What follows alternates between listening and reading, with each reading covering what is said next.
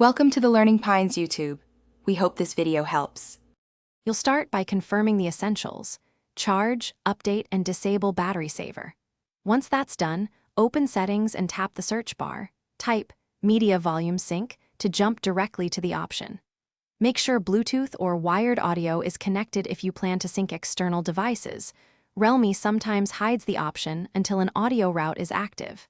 If you don't see it, enable developer options briefly to check related audio flags. Proceed to the next slide for the exact toggles. Now enable the media volume sync toggle and watch how system and media sliders link. This is the core action. Do it decisively. If your Realme UI shows device profiles, pick the active one, Bluetooth headset, or USB DAC, so the phone applies sync rules to that output. Once enabled, play a video and adjust volume. Confirm both sliders move in tandem.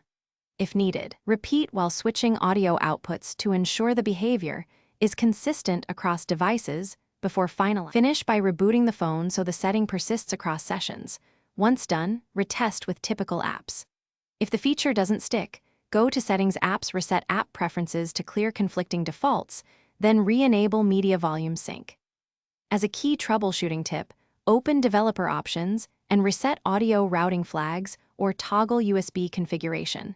This often fixes stubborn cases caused by background services or third-party audio apps. If problems continue, temporarily uninstall recent audio apps and retry. Thanks for watching. Consider subscribing if we helped you.